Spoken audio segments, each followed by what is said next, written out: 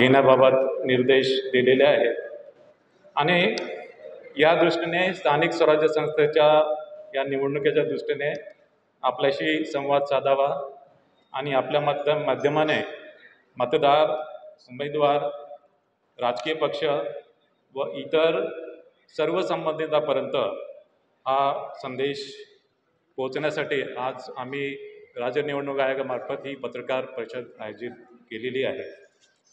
मला आपल्याला सांगावंसं वाटते की ही पत्रकार परिषद ही फक्त नगर परिषद आणि नगरपंचायती निवडणुका संदर्भात आज मी संवाद साधणार आहे. राज्यामधल्या ज्या निवडणुकीस पात्र असलेल्या 246 नगरपरिषदा आणि 42 नगरपंचायतीच्या सार्वत्रिक निवडणुका राज्य निवडणूक आयोगामार्फत घेण्यात येणार आहे आणि यामधून एकूण 6,859 सदस्य आणि 288 अध्यक्ष यांची निवड होणार आहे.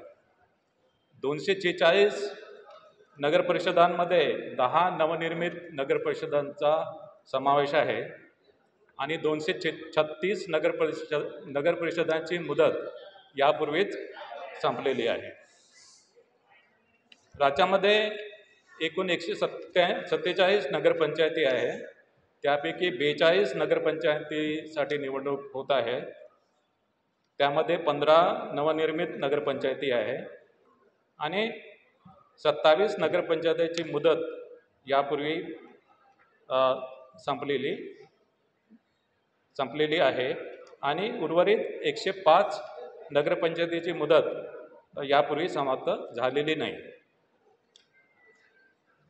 नगर परिषदची साधारणतः सदस्य संख्या ही 20 ते 75 आहे आणि नगरपंचायतची सदस्य संख्या ही 17 आहे.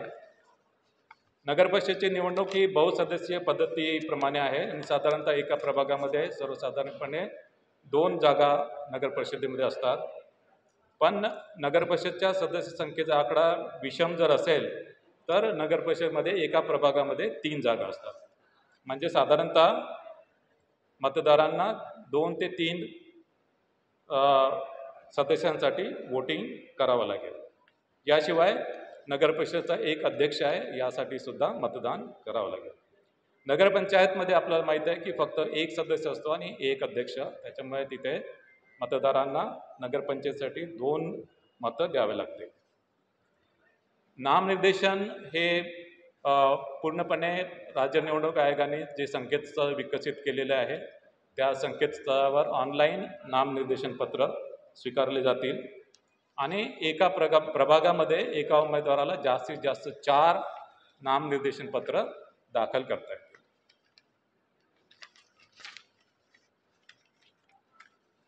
संकेतस्थळावर नामनिर्देशन पत्र दाखल केल्यानंतर त्याची प्रिंटआउट काढून ती संबंधित निवडणूक निर्णय अधिकाऱ्याकडे उमेदवारांना द्यावी लागेल. नामनिर्देशन पत्रासोबत जात वैधता प्रमाणपत्र देणे आवश्यक आहे. मात्र ज्यांनी नामनिर्देशनापूर्वी जात वैधता प्रमाणपत्रासाठी अर्ज केला आहे आणि नामनिर्देशनाच्या दिवशी ज्यांच्याकडे जात वैधता प्रमाणपत्र नाही आहे त्यांना अर्ज केल्याची पावती त्यांना सादर करून नामनिर्देशन पत्र त्यांना दाखल करता येईल. मात्र असा उमेदवार फायनली अंतिमतः निवडून जर आला तर त्याला 6 महिन्याच्या आतमध्ये जात वैधता प्रमाणपत्र देणे हे बंधनकारक राहील. नगरपरिषद आणि नगरपंचायतच्या मतदार यादी संदर्भात अंतिम मतदार यादी ही 31 ऑक्टोबर 2025 रोजी प्रसिद्ध झालेली आहे आणि मतदान केंद्रनिहाय मतदार याद्या 7 नोव्हेंबर 2025 रोजी प्रसिद्ध होणार आहे. नगरपरिषद आणि नगरपंचायतच्या निवडणुकीसाठी एकूण मतदार 1,07,03,576 इतके मतदार आहे आणि त्यासाठी एकूण 13,355 मतदान केंद्रांची व्यवस्था करण्यात आलेली आहे. या निवडणुकीसाठी पुरेशी इलेक्ट्रॉनिक वोटिंग मशीनची व्यवस्था करण्यात आलेली आहे. या निवडणुका इलेक्ट्रॉनिक वोटिंग मशीनद्वारेच होणार आहेत आणि त्यामध्ये 13,726 कंट्रोल युनिट आणि 27,452 बॅलेट युनिटची व्यवस्था केलेली आहे. उमेदवारांसाठी जी खर्च मर्यादा आहे ती खर्च मर्यादा वाढवण्यात आलेली आहे. अवर्ग नगर परिषदेसाठी अध्यक्ष पदासाठी 15 लाख, सदस्य पदासाठी 5 लाख, ब वर्ग नगर परिषदेसाठी अध्यक्ष पदासाठी 11,25,000, सदस्य पदासाठी 3,50,000, क वर्ग नगर परिषदेसाठी अध्यक्ष पदासाठी 7,50,000, सदस्य पदासाठी 2,50,000, नगरपंचायतीसाठी अध्यक्षपदासाठी 6 लाख आणि सदस्य पदासाठी 2,25,000 अशी खर्चाची मर्यादा आहे. मतदारांसाठी निवडणूक आयोगाने, राज्य निवडणूक आयोगाने जे संकेतस्थळ विकसित केलेले आहे त्यामध्ये त्यांना सर्च फॅसिलिटी दिलेली आहे आणि या सर्च फॅसिलिटीमध्ये जाऊन मतदारांना त्यांचे नाव आणि मतदान केंद्र शोधता येईल. मोबाईल ॲपसुद्धा आम्ही विकसित केलेले आहे. या मोबाईल ॲपच्या मदतीने मतदारांना त्यांचे मतदार यादीमधील नाव शोधता येईल, याशिवाय त्यांचं मतदान केंद्र शोधता येईल. याशिवाय नो युअर कॅन्डिडेट म्हणजे उमेदवाराविषयी त्यांनी उमेदवारांनी जे प्रतिज्ञापत्र दाखल केलं त्या प्रतिज्ञापत्राच्या अनुषंगाने त्यांच्याबाबत काही गुन्हेगारीविषयी गुन्हे दाखल केले असतील किंवा त्यांच्या शैक्षणिक क्वालिफिकेशनबाबत आणि त्यांच्या आर्थिक परिस्थितीबाबत त्यांना माहिती मिळू शकेल. म्हणजे नो युअर कॅन्डिडेट ही माहिती सर्वसामान्य मतदारांना ही या मोबाईल ॲपच्या माध्यमाने उपलब्ध होईल.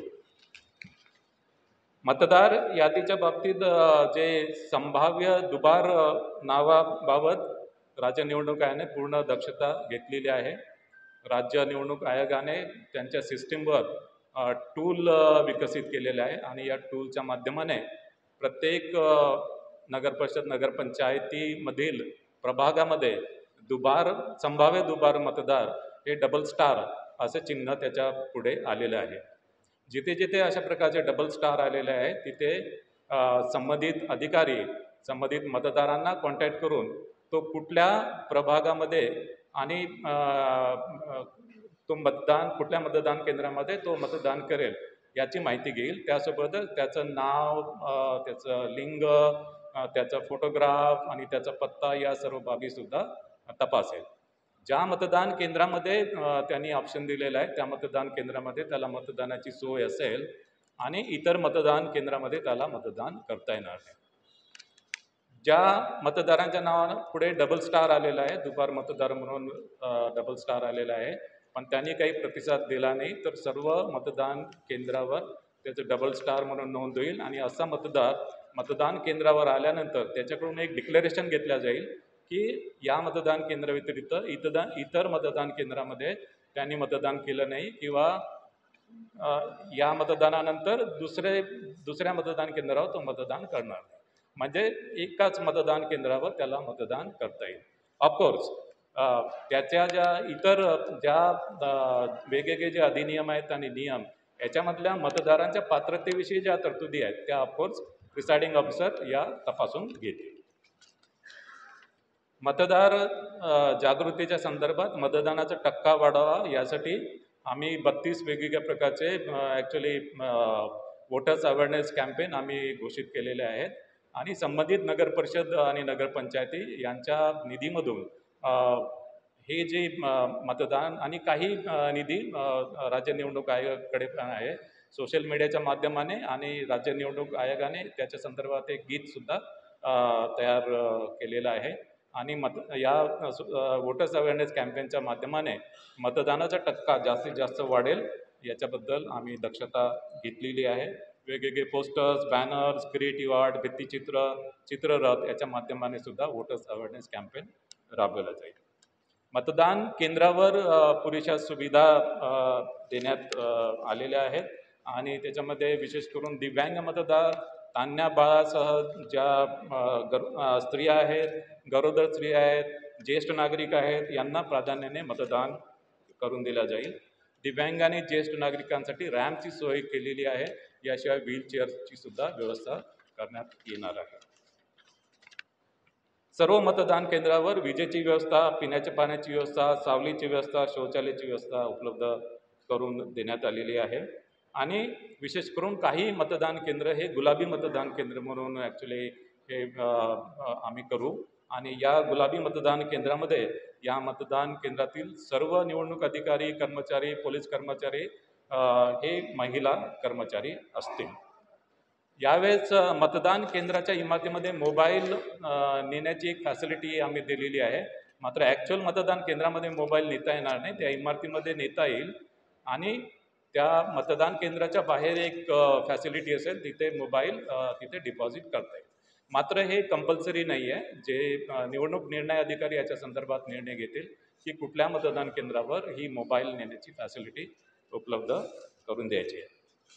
या निवडणुकीसाठी नगरपरिषद नगरपंचायत निवडणुकीसाठी 288 निवडणूक निर्णय अधिकारी आणि 288 सहाय्यक निवडणूक निर्णय अधिकारी यांची व्यवस्था आम्ही केलेली आहे. यासाठी एकूण पोलिंग स्टाफ काउंटिंग स्टाफ एकूण 66,775 निवडणूक अधिकारी कर्मचाऱ्यांची व्यवस्था आम्ही केलेली आहे. यामध्ये एकूण मतदार पुरुष मतदार हे 53,79,931 असतील, महिला मतदार 53,22,870 असतील आणि इतर मतदार म्हणजे याच्यामध्ये ट्रान्सजेंडर येतात ते 775 मतदार असतील. अशा अनुषंगाने एकूण मतदार 1,07,03,576 असतील. 13,355 मतदान केंद्राच्या माध्यमाने ही निवडणूक कंडक्ट केल्या जाईल. एकूण 246 नगरपरिषदेची निवडणूक होत आहे, 42 नगरपंचायती आहेत, 288 अध्यक्षपदांच्या जागा आहेत, एकूण प्रभाग 3,820 आहेत, एकूण सदस्य संख्या 6,859 आहे. त्यापैकी महिलांसाठी 3,492 प्रभाग आरक्षित आहे. अनुसूचित जातीसाठी 895 जागा आहेत, त्यापैकी 498 महिलांसाठी आरक्षित आहेत. अनुसूचित जमातीसाठी 338 सदस्यपद आहेत, त्यापैकी 187 महिला असतील. नागरिकांच्या मागासवर्ग प्रवर्गासाठी 1,821 जागा आहेत, त्यापैकी 1,005 महिला असतील आणि सर्वसाधारण 3,805 जागा असतील, त्यापैकी 1,802 महिला असतील. आता विभागनिहाय किती नगरपरिषद नगरपंचायतीच्या निवडणूक होत्या हे मी घोषित करतो आहे. कोकण विभाग 27, नाशिक विभाग 49, पुणे विभाग 60, छत्रपती संभाजीनगर विभाग 52, अमरावती विभाग 45 आणि नागपूर विभाग 55. हा निवडणूक कार्यक्रम जाहीर झाल्यापासून संबंधित नगरपरिषद नगरपंचायतीच्या कार्यक्षेत्रामध्ये आचारसंहिता लागू करण्यात आलेली आहे आणि ही आचारसंहिता जरी नगरपरिषद नगरपंचायतीच्या कार्यक्षेत्रात जरी लागू असेल तरी अन्य ठिकाणी देखील काही कार्यक्रम किंवा काही निर्णय झाले आणि ते नगरपरिषद नगरपंचायतीच्या मतदारांवर परिणाम करत असतील तर त्यालासुद्धा आचारसंहिता त्याला लागू होईल. मात्र नैसर्गिक आपत्तीबाबत काही उपाययोजना किंवा मदत द्यायची असेल त्याला आचारसंहितेची आडकाठी राहणार नाही. आचारसंहिता आणि कायदा सुव्यवस्था संदर्भात आजच राज्य निवडणूक आयोगाने 2 आदेश जारी केलेले आहेत. आता मी नगरपरिषद नगरपंचायत यांचा प्रत्यक्ष निवडणूक कार्यक्रम जाहीर करत आहे. नामनिर्देशन पत्र दाखल करण्यास सुरुवात 10 नोव्हेंबर 2025. नामनिर्देशन पत्राची दाखल करण्याची अंतिम मुदत 17 नोव्हेंबर 2025. नामनिर्देशन पत्राची छाननी 18 नोव्हेंबर 2025. अपील नसलेल्या ठिकाणी नामनिर्देशन पत्र माघारी घेण्याची अंतिम मुदत 21 नोव्हेंबर 2025. अपील असलेल्या ठिकाणी नामनिर्देशन पत्र माघारीची अंतिम मुदत 25 नोव्हेंबर 2025. निवडणूक चिन्ह नेमून देण्याचा तसेच अंतिमरित्या निवडणूक लढविणाऱ्या उमेदवारांची यादी 26 नोव्हेंबर 2025. मतदानाचा दिवस 2 डिसेंबर 2025. मतमोजणीचा दिवस 3 डिसेंबर 2025. शासन राजपत्रात निकाल प्रसिद्ध करण्याचा दिवस 10 नोव्हेंबर 2025. 10 डिसेंबर 2025. तर अ, या अनुषंगाने नगरपरिषद नगरपंचायतीच्या निवडणुका या स्वच्छ, पारदर्शक, निर्भय आणि कायदा व नियमाच्या चौकटीत करण्याची संपूर्ण दक्षता राज्य निवडणूक आयोगाने घेतली. नहीं नहीं आप रुक जाइए आप रुक जाइए आप रुक जाइए. लोकांचा तुमच्यावरती विश्वास आहे की आतापर्यंत चांगलं काम केलं, पण आता या वेळेला मतदारांचा प्रचंड रोष आहे, त्यांना त्रास आहे आणि त्यांची नावं आलेले निवारणी. या अशा कठीण परिस्थितीमध्ये आपण सुप्रीम कोर्टाकडे ही निवडणूक आणखी पुढे ढकलावी यासाठी का आमच्यासाठी तुम्ही का प्रयत्न केला? सर्वोच्च न्यायालयाने ऑलरेडी 31 जानेवारी 2026 डेट दिलेली आहे. 31 जानेवारी 2026च्या आतमध्ये सर्व निवडणुका कंडक्ट करायच्या आहेत.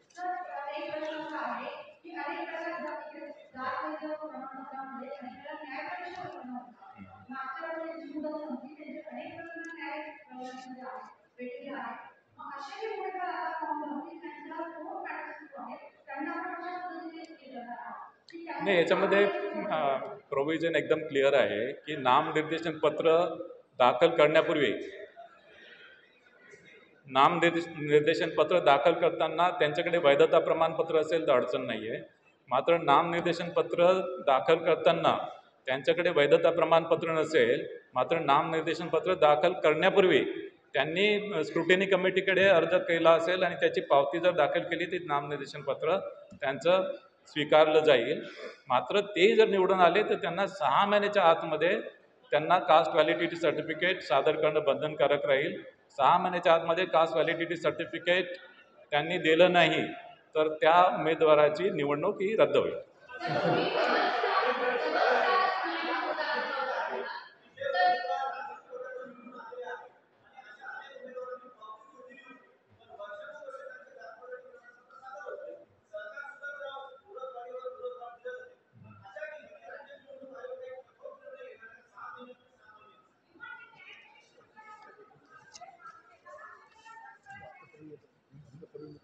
नाही, आता ॲक्च्युली बेसिकली निर्देशनाची जी प्रक्रिया आहे ती आमच्या पर्व्ह्यूमध्ये आहे.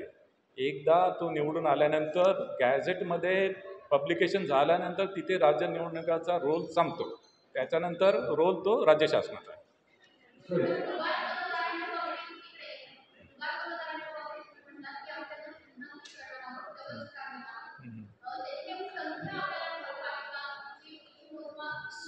ॲक्च्युली ही जी प्रक्रिया आहे ही ॲक्च्युली आम्ही टूल दिलेला आहे आणि दुबार म्हणजे त्याला स्टॅम्पिंग नाही, दुबार ते संभाव्य दुबार आहे. संभाव्य दुबार.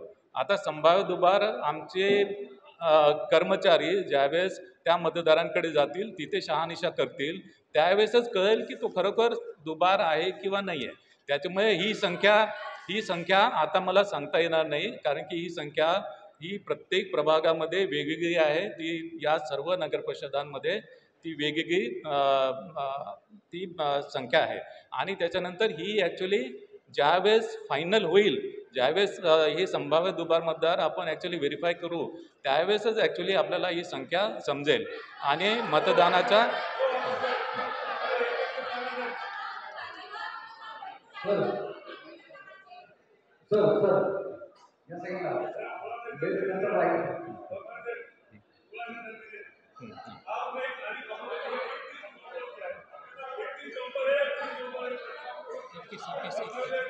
माघारीची तारीख नाही, माघारी घेण्याची तारीख आहे हे बघा. अपील जिथे अपील नहीं है, आप हिंदी में बोलो या जहाँ पे अपील नहीं है, जहाँ पे अपील नहीं है यहाँ पे नाम निर्देशन पत्र वापस लेने की लास्ट डेट है 21 नवंबर. 21 नवंबर. जहाँ पे अपील है वहाँ पे नॉमिनेशन वापस लेने की मुदत है 25 नवंबर.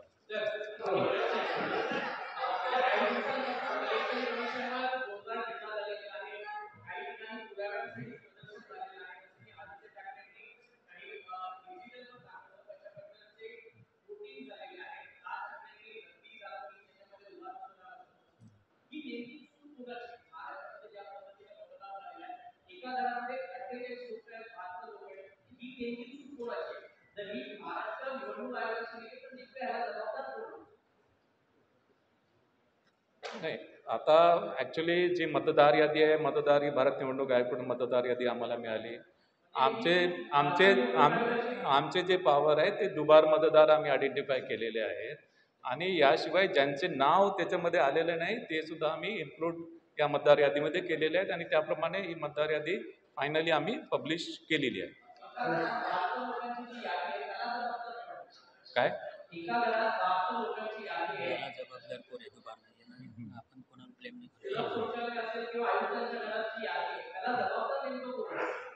नाही, आता याच्यामध्ये ही जी यंत्रणा आहे मतदार यादीची यंत्रणा वेगळी आहे. ही ॲक्च्युली आम्ही फक्त ती यादी अडॉप्ट करतो. आम्ही फक्त ती जी यादी ती अडॉप्ट करतो. एक पर्टिक्युलर डेट ठरवतो आणि त्या डेटला ती यादी आम्ही अडॉप्ट करतो. शहानिशाचे जे प्रकार आहेत ते सांगितलं मी. दुबार मतदार असतील तिथे आम्ही बघतो, चुकीच्या प्रभागामध्ये गेला ती आम्ही बघतो, नाव इन्क्लूड झालं नाही, विधानसभा मतदार यादीमध्ये नाव आहे पण याच्यामध्ये नाही आहे ते इन्क्लूड करतो, काही क्लरिकल मिस्टेक्स असेल, एरर असेल ते इन्क्लूड करतो.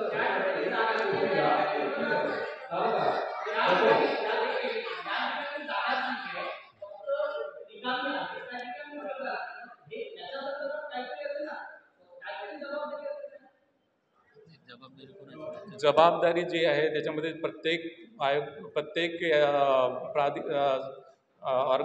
प्राधिकरणाची जबाबदारी जी निश्चित केलेली आहे. राज्य निवडणूक आयोगाची जी रिस्पॉन्सिबिलिटी ती राज्य निवडणूक आयोगाची आहे. भारत निवडणूक आयोगाचे जे अधिकार आहेत ते भारत निवडणूक आयोगाचे.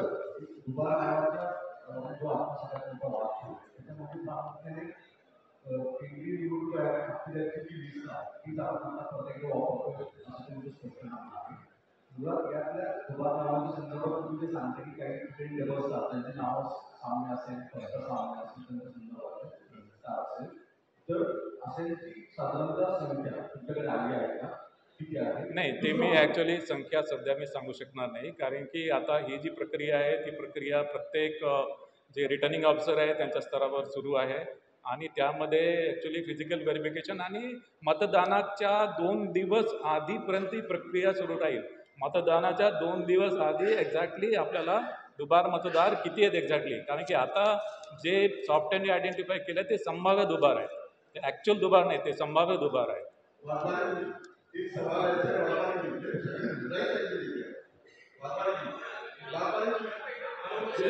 सवाल ये है हमें देश का संविधान ये कहता है कि भले 100 लोग छूट जाए लेकिन एक बेगुनाह जो है उससे जुड़ा नहीं होगी. सवाल यही है सारे पॉलिटिकल पार्टी सारे पॉलिटिकल पार्टी कह रहे हैं उनका मतलब यहाँ हुआ है, उनका मतलब यहाँ हुआ है, ये आप जवाब देते वक्त ऐसे जवाब देने के लिए हमारी गुरुदर की आपके अध्यक्षता में अगर ये चुनाव हो रहे हैं तो आपको ऐसे नहीं लगता कि ये चुनाव विपक्ष और किसी एक के ऊपर भी अन्याय नहीं है. वो कहते हैं इसकी जिम्मेदारी आप लेते हैं लेते हैं क्या, और ये है कि ये वोटर में भी आप चुनाव करवाना चाहते हैं. कोणत्याही पक्षावर अन्याय होणार नाही आणि कुठल्याही मतदारांवर अन्याय होणार नाही. जो मतदार योग्य आहे, मतदार यादीमध्ये आहे आणि ज्याची या मतदारांची तपासणी प्रिसाइडिंग ऑफिसर लेवलवर पण होते, तिथे त्यांना पोलिंग एजंट किंवा प्रिसाइडिंग ऑफिसरला काही त्याच्यामध्ये डाऊट आला तिथे सुद्धा ते तपासणी करू शकतात. वोटरची कट ऑफ डेट 1 जुलै 2025.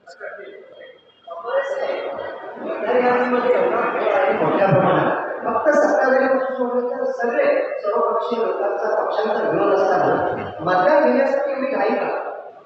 जोपर्यंत पारदर्शकता येत नाही मतदान यादीमध्ये दुबार मतदार आहे, दुबार मतदार आहे, एका ठिकाणी एका घरावर 40-45 लोकांनी मतदान केलं, असा सर्व काही मतदान घेण्याची नाही. दुबार आणि तिबार मतदाराबाबत आम्ही पूर्णपणे उपाययोजना केलेल्या आहे. त्याची मी प्रक्रिया आपल्याला सांगितलेली आहे. जिथे दुबार मतदार तिबार मतदार आहेत तिथे आमचे लोक संबंधित मतदारांपर्यंत जातील आणि त्यांना विचारतील, त्यांचे ऑप्शन्स घेतील आणि जे मतदार त्या आव्हानाला प्रतिसाद देणार नाही त्याच्यामध्ये सुद्धा त्यांच्याकडून अंडरटेकिंग घेऊन आम्ही त्यांना मतदान करू देणार आहे.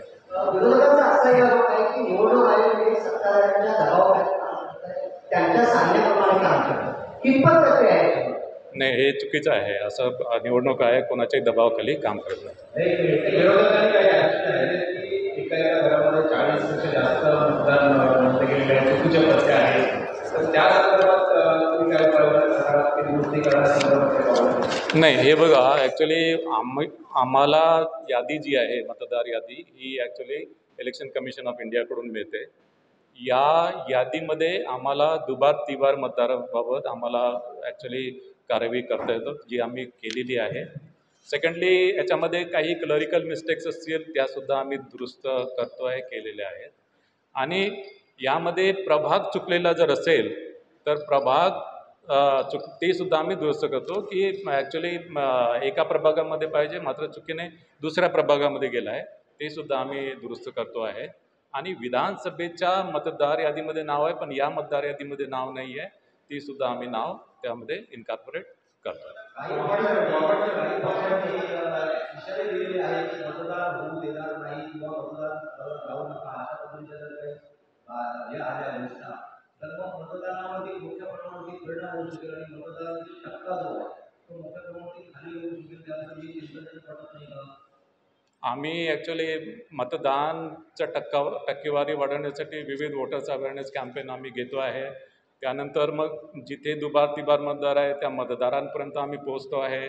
आणि हे जे आमच्या स्तरावर जितकी काही आम्हाला मतदार यादीमध्ये आम्हाला ॲक्च्युली मतदार यादी जितकी स्वच्छ आम्हाला करता येईल त्याप्रमाणे आम्ही कार्यवाही करतो आहे. याशिवाय जिथे एका घरामध्ये अनेक मतदार दाखवले त्या संदर्भात मुख्य निर्वाचन अधिकारी यांनी याच्या आधीसुद्धा त्या संदर्भात खुलासा केलेला आहे. स्थानिक निवडणुकांमध्ये मतदारांना मोठ्या प्रमाणात आविष्कार इकडे म्हणजे पैसे वाटत असतील, मद्य वाटत असतील, तर हे रोखण्यासाठी निवडणूक आयोग काही प्रभावी उपाययोजना करणार आहे? नाही, आम्ही याच्यामध्ये आचारसंहिताचा ऑर्डर काढलेला आहे. या आचारसंहितेच्या ऑर्डर्समध्ये मद्य आणि पैशाचे वाटप याच्याबद्दल सर्व प्रतिबंधक उपाययोजना केलेल्या आहे. पोलीस विभागाला प्रॉपर डायरेक्शन्स दिलेले आहेत. आणि यामध्ये सर्व बँका, सर्व पतपेढ्या यांच्या व्यवहारावर पूर्ण लक्ष ठेवणार आहे. याशिवाय विविध प्रकारचे जे पोर्ट्स असतील, एअरपोर्ट्स असतील किंवा विविध ट्रान्सपोर्ट्स व्हेकल असतील या ठिकाणीसुद्धा पुरेशी उपाययोजना आम्ही करतो. आता महाविकास आघाडीनं जो मोर्चा काढला होता आणि त्यापूर्वी तुमची सुद्धा भेट घेतली होती.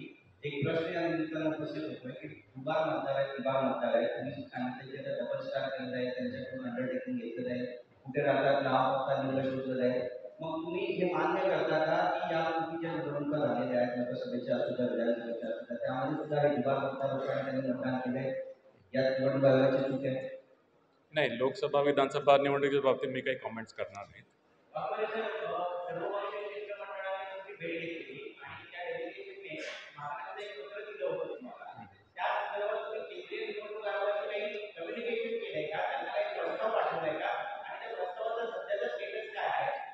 नाही, याच्यामध्ये सर्वपक्षीय शिष्टमंडळाने माझी भेट घेतली होती. त्यावेळेस त्यांनी मागणी केली की ज्या मागणी केल्या त्या अनुषंगाने मी केंद्रीय निवडणूक आयोगाकडे 15 ऑक्टोबर 2025पर्यंत ते 1 जुलैपासून 15 ऑक्टोबर 2025पर्यंत मतदार यादी मी मागितलेली आहे. मात्र त्या संदर्भात कुठल्या प्रकारचं कम्युनिकेशन भारत निवडणूक आयोगाकडून